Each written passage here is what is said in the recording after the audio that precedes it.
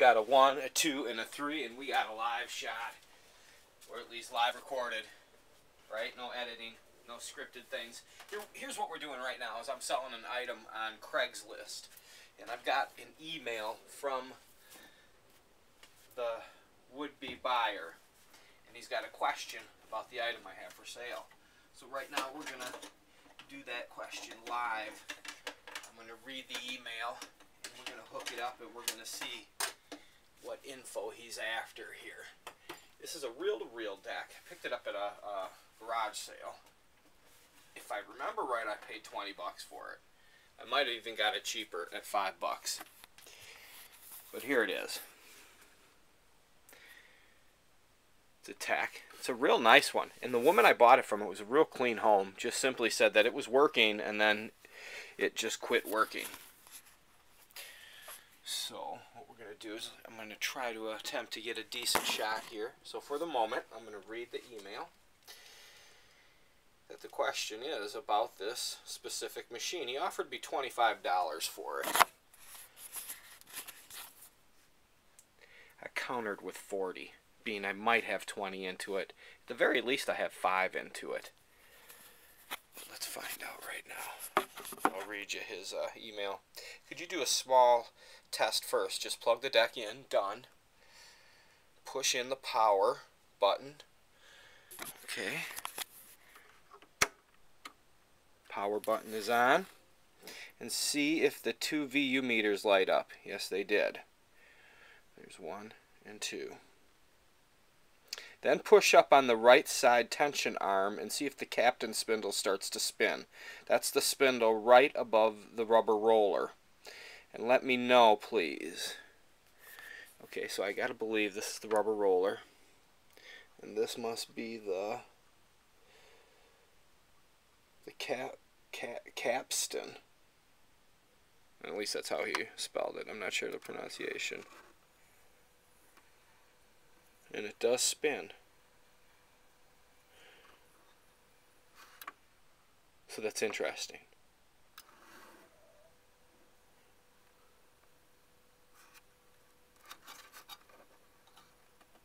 It did, and then now see, now it's not spinning.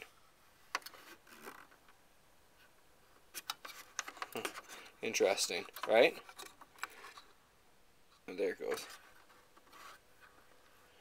So it spun for a moment, not a good sign. Now it's not. Well, that's a shame, right? Damn. Let's try it again. Turn it off. Push it on. Meters come on. Now we do it, and it's not doing it anymore, you see. So it worked for a minute there. Interesting, huh? That must have been what the problem was with that. Well, that's a bummer. That's probably going to kill that sale. Oh well. It's all about living and learning. Now, here's a great story that I got a videotape for you. Hopefully I can get some kind of shot here for you. So, if I'm in this shot at all, get this cord out of the way. Being I'm always out driving and picking, over the years, there was a specific road right over in the area that I live in that I would drive by repeatedly. Every day going to work, coming home from work, and when I say work, just out picking on my spare time, junking, scrapping, cleaning the estate out, whatever the case. It was this garage, and it was an old man. I would always see him out in the garage. His garage was neatly kept, and on the far wall I could see a giant boom box. Well, heck, I always wanted to stop, which I did many times with many people, and that's how I would get some of my best scores over the years, was simply just stopping, seeing an old man in a garage, and getting out, introducing yourself, and explaining to him what you do, and do you have any old stuff that you want to get rid of? And you know they do, and I always will even say that to them, saying, I know you've got great stuff. But I had always admired this boombox, and it was just one of those things. I would drive by and see him out there and see that boombox and want it and want to stop.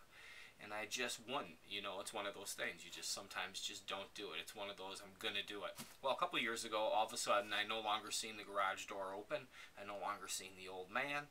And I, of course, you know, I knew that he had probably passed away. And I didn't know what had become of that. But over the years, I've always, every time I drove by, even just this past Sunday, getting gas, going home, I would drive by this house, and the garage door had been open this summer. All of a sudden, the garage door was up, and it looked like there was new vehicles in there at the time. But I couldn't see the boombox, so I thought, oh, he died, they sold the house, and or family took over the house, and the boombox is gone, long gone. Well, I kept looking though, and then I started to think that I could almost see it behind something in the position where it was. I knew where it was in the garage from looking every time driving by, and so I would peer in and try to see if I could find it, to no avail. But I kept looking, and I could have swore I thought I seen it this last weekend, or just the outline of it. So anyway, yesterday I have to go, I want to get a snack before supper time. I want to go get some candy, throw some gas in the car, which I had to do because the car was on zero. So I had to go to the gas station, and I grabbed my son, and I had to wash the car, and I took the normal route that I usually go. Well, boom, as I'm driving down the road, I can see that there's a pile of junk alongside the road. Well, you know the beast inside, you got to pull over and look, right? Well, it was that house. And I'm realizing this as I'm getting out of the car, and I go over there, and there's an old ladder, which I'll show you. It's cool as heck. It's the old man must have made it from scraps and stuff. It's neat. And what else? Just some old meters and gauges, and then boom, right there between some old boards was the boombox. Man, I put it in the car, it brought me to tears. I've been chasing this boombox for years, and it was fate, you know, to get it. And so here it is. It's in it's in my possession right now. It's a big boy. Now I cleaned it up a little bit last night. I can't get the door to stay closed. It's broken. And you know it's got some issues. The glass is loose, but it's got the handle, both antennas. The radio comes on, though highly scratchy, but yet it's functionable. But the cassette, I can't get that closed, and I can't even get it to power if you could put a tape in it. So it's pretty much as is, but man, it just doesn't matter. It's all about the journey, and this was just an amazing journey. And I chased this thing, and it was just fate, and I got it, and I scored, and it's like, wow, that's what's beautiful about this business, man. That's the part that I love. I'll show you the couple other things I grabbed. I just dug it to all heck. This stupid little stool here. It's ancient. Look at the patina there, huh? You can't fake that. All worn. You know, this is the stuff that they try to sell in the little cutesy antique stores. Except sadly, they'll get something like this and they'll strip it down and paint it white. This is the patina you want. Now look, he had taken a piece of canvas as used as a stretcher. And just the craftsmanship on this old piece. Just amazing. So that was a score. And I mean, it's highly functionable. Look at this. These are heavy duty. This is not going to break on you. Unless you're maybe a big giant pig. But look at the brackets on it. It's beautiful. Watch it break on me because I am a big giant pig. There's a crack right there. But it's a beautiful piece, man. And then I got these crazy gauges here. You gotta love them, right? In the trash, brother. Not big money, but fun money. Flea market money, eBay money, whatever the case. Get out there. Nose to the grind. I went back to the house today. 2 old men out in the garage. Tell you, they were throwing stuff in the tub. I have to do a drive-by later and make sure that I don't miss anything. Got out, gave them the flyer, gave them the business card. They could care less, you know. But you hope that maybe you get a call. And I'll drive by later and see if there's anything by the curb. But man, it's places like that, you know, because they just throw everything out. And things that are awesome get tossed in. So, yeah, it's crazy because it just drives you mad. Then you have to pretty much do a drive-by constantly, seeing did they put more junk out? Did they put more junk out? Because you want to hit it as soon as it's out there and grab it all. Hey, now keep pumping it out. Keep getting that junk. Keep selling it on eBay, brothers. Metal Mike signing out. Hey, now. Oh, one more piece. The original 19, I think 40s, 30s, 50s. Harley Davidson oil can. Top cut off. relic condition. Freaking awesome. I actually paid $50 for this. I bought it from an old collector. Probably too much. He said they run about $200 if they're mint. And I got this one from him for $50 and whatever. It's in the private collection. It's pretty freaking cool. Like to find a big box of these by the trash can, eh?